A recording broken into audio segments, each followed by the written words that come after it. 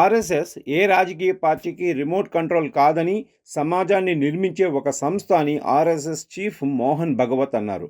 మధ్యప్రదేశ్లోని భూపాల్లో రవీంద్ర భవన్లో జరిగిన కార్యక్రమంలో హిందుత్వం, భాష, సంస్థాగత విస్తరణ, ఆర్ఎస్ఎస్ బీజేపీ సంబంధాలపై ఆయన మాట్లాడారు. ఆర్ఎస్ఎస్ను బీజేపీ లేదా విశ్వ హిందూ పరిషత్ కోణంలో చూడొద్దన్నారు. హిందువులను శాంతియుతంగా సంఘటితం చేసేందుకే సంఘ్ స్థాపించబడిందని ఆయన చెప్పారు. హిందూ మతం ఒక కులం కాదని, అన్ని వర్గాలు, మతాలను గౌరవించే వైఖరి అని ఆయన స్పష్టం చేశారు. ప్రస్తుతం సంఘ్లో 6 మిలియన్ల మంది స్వచ్ఛందంగా సేవకులుగా ఉన్నారని, దేశంలో హిందువులుగా గుర్తించే వారి సంఖ్య దాదాపు 1 బిలియన్ మాత్రమే అని చెప్పారు. పట్టణ ప్రాంతాలు, ఇతర ప్రాంతాలను ఆర్ఎస్ఎస్ చేరుకోలేకపోయిందని వెల్లడించారు. ఇక 3 భాషలు నేర్చుకోవాల్సిన అవసరం ఉందన్నారు. రాష్ట్ర భాష, జాతీయ భాష, ప్రపంచ భాష నేర్చుకోవాల్సిన అవసరం ఉందని ఆయన స్పష్టం చేశారు. ఇక హిందుత్వం ఒక కులం కాదని, మనస్తత్వం అని ఆయన అభివర్ణించారు.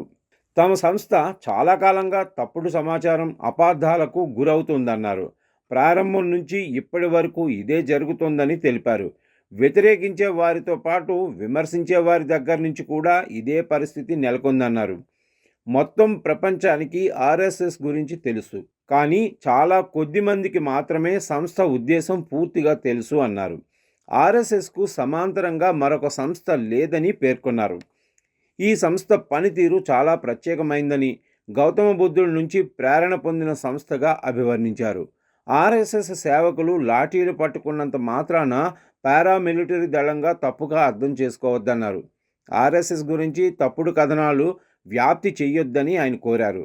నేరుగా ఆర్ఎస్ఎస్తో కలిసుంటే సంస్థ ఉద్దేశం తెలుస్తుందన్నారు.